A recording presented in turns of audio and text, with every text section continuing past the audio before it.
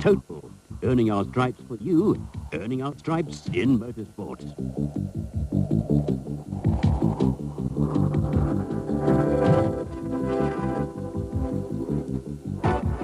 It was race time again early in June for South Africa's off-road fraternity, with the venue switching to Zululand for the Bell Trans-Tongoland Challenge. The event was the fourth round of the Total GTE Off-Road Series, with the championship hopefuls either out to consolidate their positions or to make up for lost ground.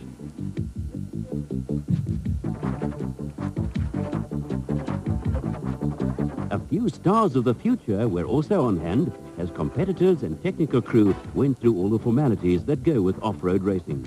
Pre-race paddocks were as usual a hive of activity as the start of the event approached and the adrenaline started to work on crews.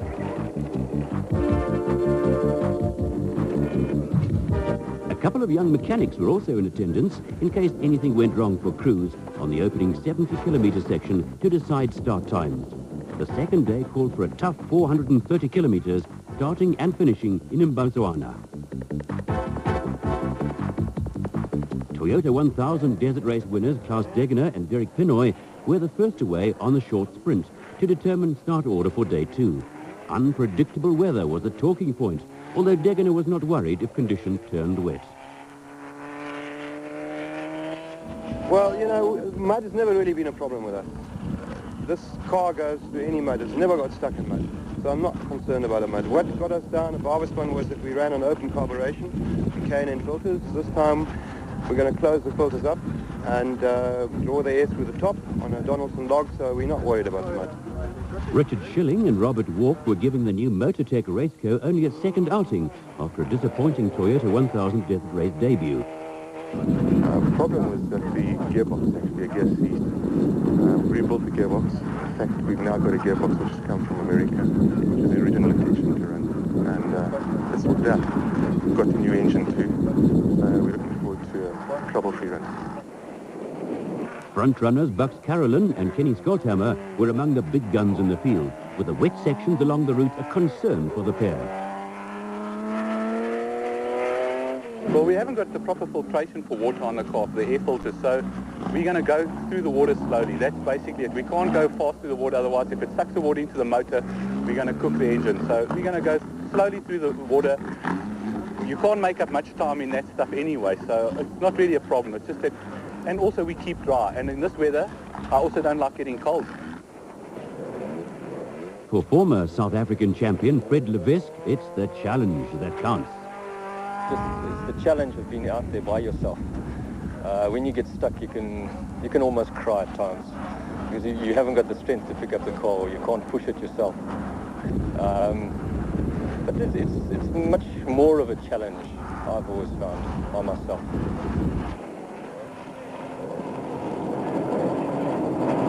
For veteran off-road star Harry Roscoe, it's the unpredictability of off-road racing that often provides for frustration and disappointment. Every race I've had the most ridiculous little problem. I mean, things that should never happen to anybody happen to me. It's unbelievable. I mean, the last race I lost the Welsh clutch and the carburetor came off. It doesn't happen, those sort of things. But then I broke the disc the second day. That was because wrong tyres I was running. But that's the way it goes. So I just had no luck.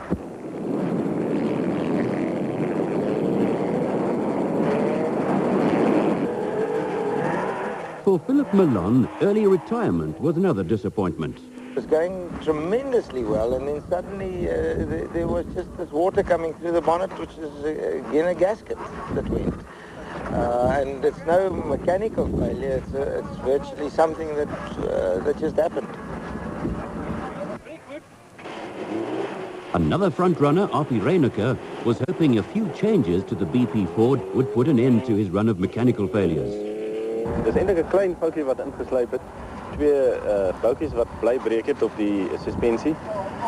Die spanning was alles op die boude geweest. Nou het ek die ding verander dat die spanning op 'n flange is.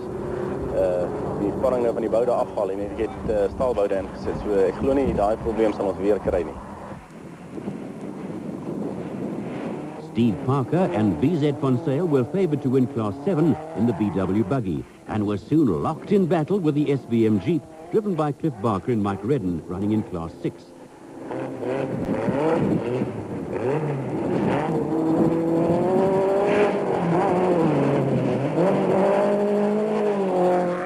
Parker and Fonsale appeared to have matters under control until they managed to get bogged down on a sandy section, and the Barker Redden Jeep sailed back into the lead. With the Toyota Works pair of Philip Malone and Richard Leake not having a happy season so far, the lead in the Class 6 championship has been taken over by Reiner Menkes and Renier Jooster. As far as Menkes is concerned, consistency has been the key to success for the pair.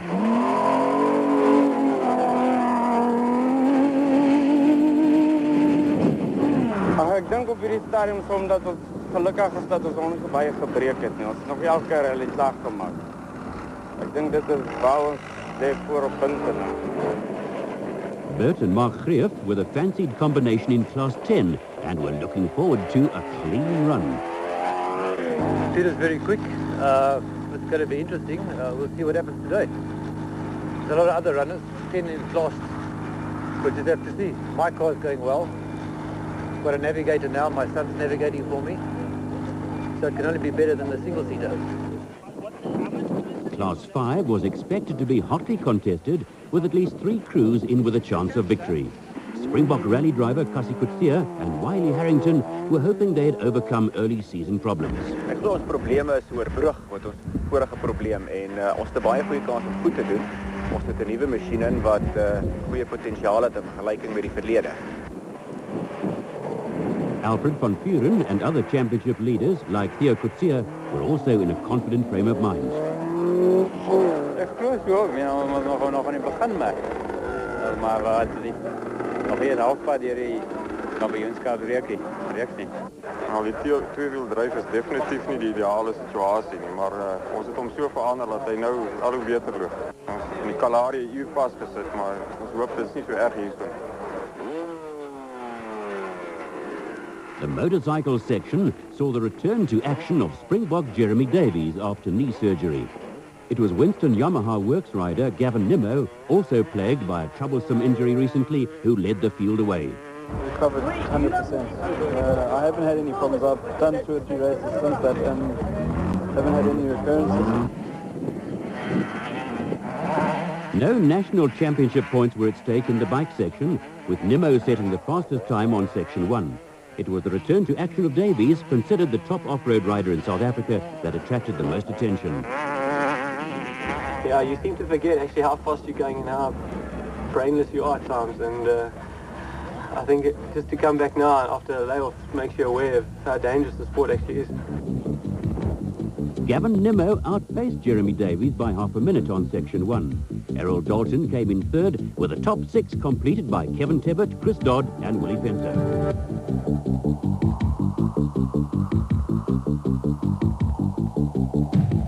On the car side, Klaus Degener and Derek Pinoy were 2 minutes ahead of Bucks Carolyn and Kenny Skolthammer, with veteran Harry Roscoe having a good run to come in third.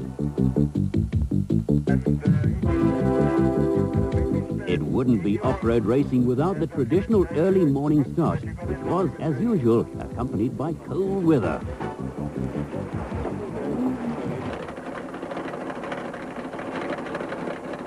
A monster bell machine got the second section off to a flying start, with Klaus Degener and Derek Pinoy leading away the more conventional off-road racers. Degener and Pinoy were followed by Bucks Carolyn and Kenny Skolthammer, with Harry Roscoe hot on their heels. For Richard Schilling, a few problems on section 1 in the Motortech Raceco meant he and navigator Robert Walk would have to start at the back of the field. Yeah, I had a bit of a problem yesterday. We stalled the car and Vic stopped and was kind enough to give me a tow start, but it was only about a kilometre from the end. So instead of wasting time and getting out of the car and cutting the rope, we actually raced together with the rope between us. And at the finish, it was thought that in fact I hadn't crossed the line under the own power of my motor car, and there is a rule that you have to do that. So the interpretation was I'd been towed, for which a penalty was imposed. I have discussed it with the organisers, and they now understand that in fact I drove under my own power. I'm starting in the mass start half an hour behind Klaus today, but in fact I will have no penalty. So if I get the gap down to 29 minutes, 30 seconds. I'll be in the lead by 30 seconds. It's going to be quite exciting today.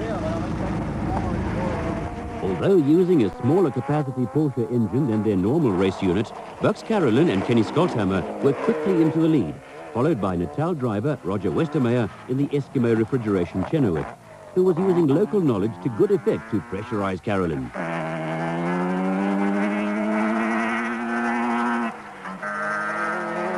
Harry Roscoe in the Protea Card Raceco was maintaining a consistently fast pace to keep in touch with the leaders.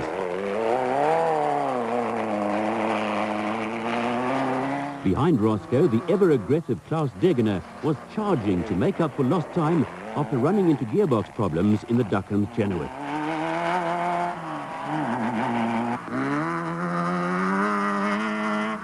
Arpi Reinecker and Lucas Dreyer had moved up a couple of places in the BP Ford Courier and were starting to look threatening.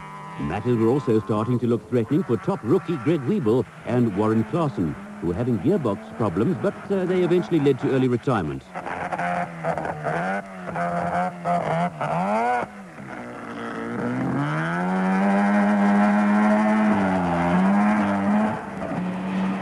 The Ant Alex Dairy Toyota, in the hands of Alex Bowles and Corey Durant, was also well placed in the early stages.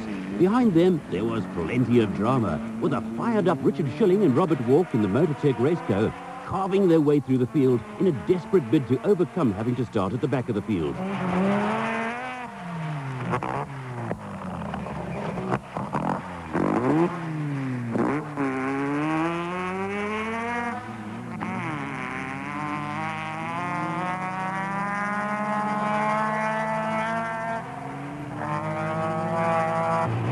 Bert and Mark Greef were at the head of the Class 10 field in the Chenoweth. Unlike Schilling and Walk, they were taking no chances and were maintaining a steady pace.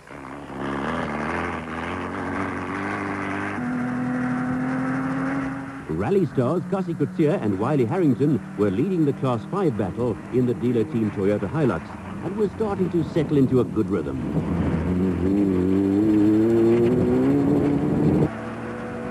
For Class 5 championship leaders Alfred van Vuren and Piet Pelser, a proud record was about to end. Engine problems were to force them into retirement for the first time since the Mabato Sun 500 in 1988. Steve Parker and VZ Van Sale had matters under control in Class 7, with Parker offering assistance to Wilfred Wesslau and Dagmar Blankner, who ran into gearbox problems. Theo Coetzee and Ian Wedderburn also went past the stricken former South.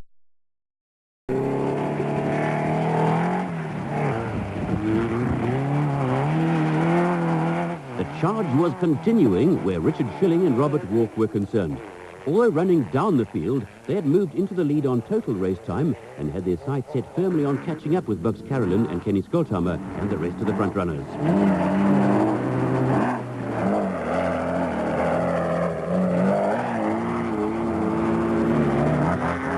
Class 9 leader Roger Westermeyer was having a great run, and Carolyn could not afford to make any mistakes.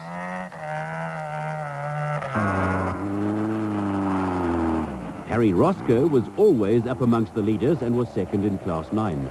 Roscoe was having a trouble-free run in the Protea Card Raceco, which was in stark contrast to Klaus Degener and Derek Pinoy in the Ducklands Chenoweth, who lost plenty of time when they took the wrong route and strayed 40 kilometers off course. All this was added to continual gearbox problems for the Toyota 1000 Desert Race winners.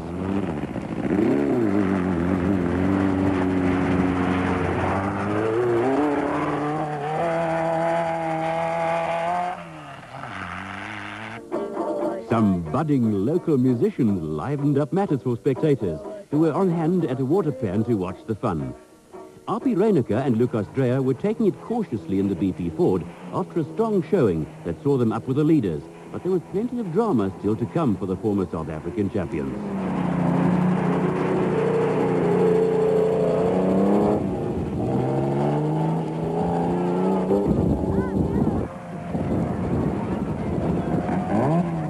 There was close racing throughout the field, but the abundant water called for a cautious approach. Water in the electrics or in the motor tends to cause severe mechanical problems, which are costly. In keeping with their spectacular charge through the field, race leaders Richard Schilling and Robert Walk were a little more aggressive than most of the other competitors.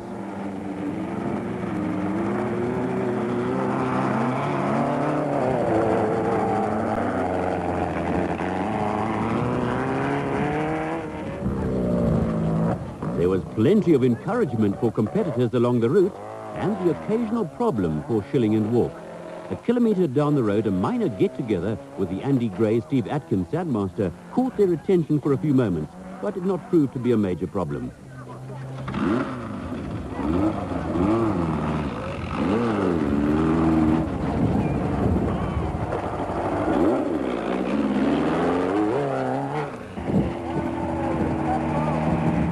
The consistent Harry Roscoe was still plugging along in the top 5. But Class 5 leaders Alex Vowles and Corey Durant ran into problems when they hit a deep rut in the road, and their Toyota was suddenly reduced to 3 serviceable wheels.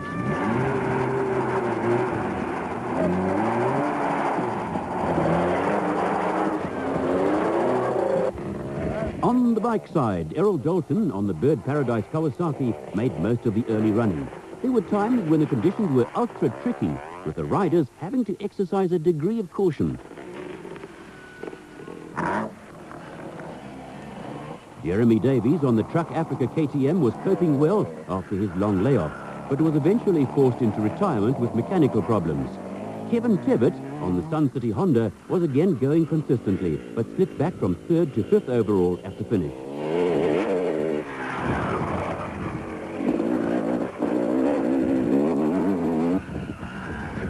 There was an impressive display from Yamaha rider Willie Fenter. He hardly put a foot wrong in tricky conditions to make sure of 3rd place overall.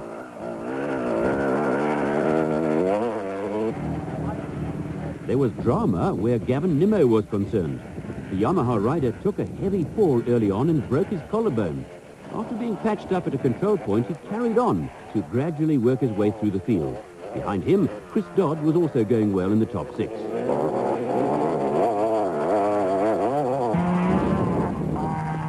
Early pace-setters Mike Egan and Bruce Sanderson's chances of a top 5 finish in the Chenoweth took a knock when they lost time after water was sucked into the engine.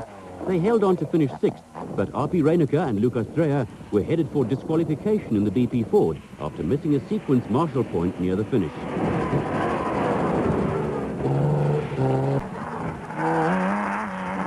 Bucks Carolyn and Kenny Skolthammer had dropped down to 3rd on the road in the Porsche Raceco and were having a trouble-free run. But the story of the event was the charge by Richard Schilling and Robert Walk, who on time elapsed had victory in their pockets.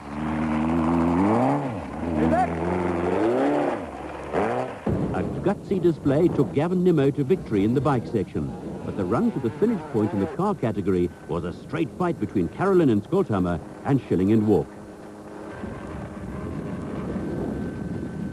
A final section of water almost caught out Schilling and Walk. A little judicious backtracking from Schilling and Walk ensured that Carolyn and Skolthammer would cross the line first. But on elapsed time, a brilliant performance by Schilling and Walk saw them win by 26 minutes with a new Motortech Raceco more than demonstrating its potential.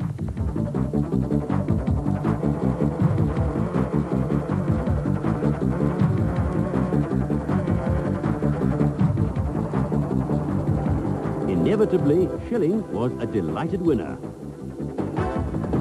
It's overtaken a lot of people, and the mud patches have been chewed up by the time we got there, so we were actually battling quite a bit to get through. But we did it, and that's what counts. A great victory for Richard Schilling and Robert Walk ahead of Bucks Carolyn and Kenny Skolthammer, with the commercial vehicle honours going to Cassie Coetzee and Wiley Harrington in the Toyota. Yeah, I broke my collarbone this morning.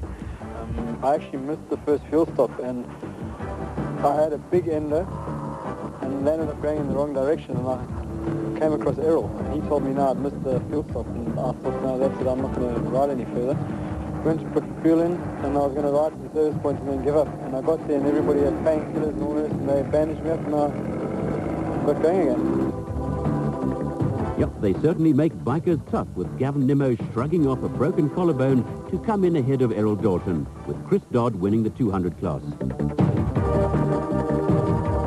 The Bell Trans-Tongoland Challenge, 4th round of the Total GTE Off-Road Championship, was proudly brought to you by Total. Total, earning our stripes for you, earning our stripes in motorsport.